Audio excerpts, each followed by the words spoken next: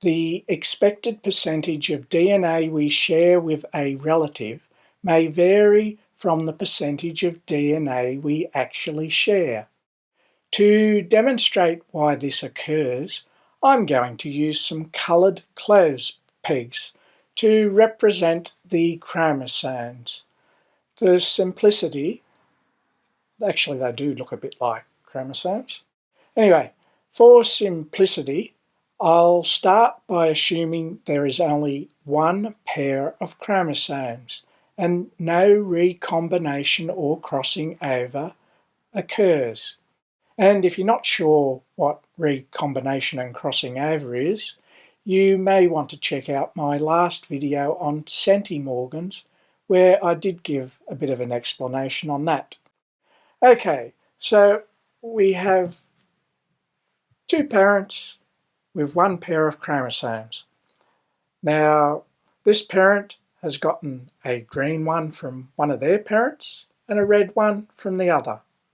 And similarly for the other parent, they've gotten a yellow one from one parent and a blue one from the other. So these actually represent the grandparents. But anyway, what they got from their parents, which will be the grandparents of the children. Okay, I've got spare pegs over here so I can lay out all the different combinations of children. So we'll start looking at one of the children gets the green one from one parent and they'll get the yellow from the other. Then another child will get a green one from this parent, but they'll get the blue one from that one. And it is random, but I'm going to try and do every combination so you can see all the variety that we have. Okay, so the next child will get the red one and the yellow from the other parent. And similarly, we'll have a red one and a blue this time. Okay, so from there, I'll just do another line of the same. So at that point, it will look like they have 8 children.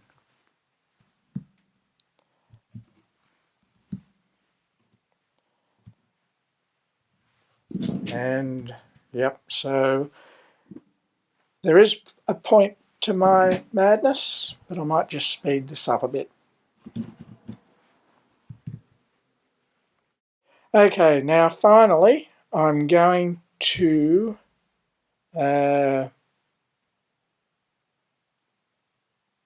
yeah, that'll do for the moment. Okay, so if we look at this child, they will share DNA with, so this child, compare it to that one. As you can see, this one's got a green, but it doesn't have the yellow. So there's 50% relationship, which is the expected value for siblings. So then we look at the next one. There's no green, but there's one yellow. So once again, 50%. Now, last one, there's no green and there's no yellow. So there's no relationship at all. Now, if we go down the next line, you can see there is a green there and there's also a yellow. So now we have 100% relationship. But siblings are expected to be 50. So you can see we don't always get 50. We can get less. And for this simple example, the only possible values are 0, 100%, and 50%. So in effect, there's a variation from 0 to 100, with the most common being 50%. And that's kind of how it works. Now, I'll try and do a scenario to see how it works with first cousins. So in this case, I'm going to assume, I'll just get rid of all these for quickness, get rid of one row. Now, so for cousins, I'm going to assume there's two chromosomes and, two pairs of chromosomes. So there will be one child of these parents that has gotten this combination, and the other child of the parents will have that combination. And we'll see what combinations of the grandchildren there will be. Now, obviously there'll be another parent who is not related, so they would not have any of those colours. To make it simple, I'm just not going to put their DNA in. So you'll actually only see one side of the chromosome pairs. So we'll start with this child who's the parent of the grandchild. So we'll start, yep, they'll have a green. The first child will have a green and a red. So that's half the pair of chromosomes. Then the next child will have a green and they'll have the blue.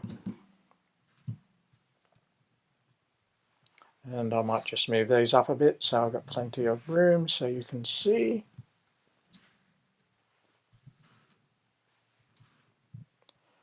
Okay, then the third child will have the yellow and the red, and the fourth one will have the yellow and the blue.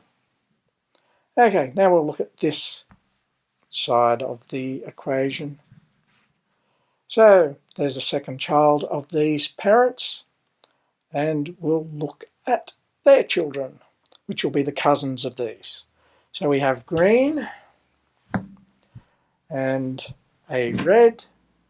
So there's that half of the chromosome pair. And we have the green and the yellow. And that is that half of the chromosome pair. Next, we have a blue and a red. And that is that half of the chromosome pair. And finally, we have a blue and a yellow. And that is that half of the chromosome pair. Next, we shall compare the cousins. So I'll move their parents up. So for this cousin, I'll just look at this cousin to compare to those. We have green and red. We have 100% identical. Green and red goes to green and yellow, so it's 50%.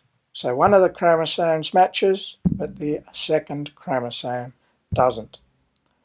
Now we have green and red. Doesn't match for that chromosome, but it does at that one. So we've got 50% there. And it does not match at all there. If we look at the second child of this person and look at the cousins, 50% match there. There's a 50% match there. Remembering top chromosomes, they don't match.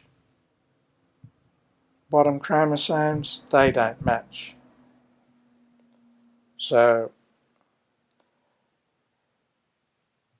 yes, they both have a chromosome from the grandparents, but because they don't match, they're different chromosomes, they will not show as being a match. So there's nothing in common there. Similarly, we look at that one. Yep, we have a blue there and a blue there. So they've gotten the first chromosome, and from this one's gotten the first chromosome from the same grandparent, and this one's gotten the second chromosome from the same grandparent as that one, but they're not matching chromosomes, so they won't show up as a match either.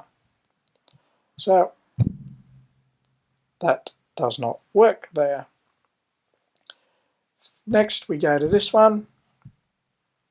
Yep, number 2 matches, number 1 doesn't, and number 2 doesn't. Though we can see that they got from the same grandparent again, but they're not the same chromosome. We go to the next one, similar story there.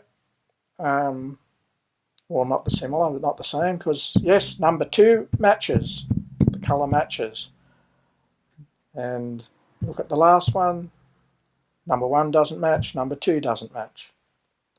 Finally, the last child of the first parent, look at cousin 1, first chromosome doesn't match. Oh, sorry, first cousin doesn't match, the second cousin doesn't match on each chromosome. Similarly, that one doesn't match, and finally that one doesn't match. So this one doesn't come up as being related to any of the cousins, even though they've gotten DNA from the same grandparents. They've been on different chromosomes, so they won't come up as a match. Okay, so you can see, yeah, as you get further away, there's more chance they won't share DNA. In the third and final video of this 3-part series, I will summarise and explain the relationship between the expected and actual amount of shared DNA we have with our relatives. So make sure you subscribe and click on the bell to be notified when I upload future videos. I'm David A. Elliott. Have a good one and see you around like a rissole.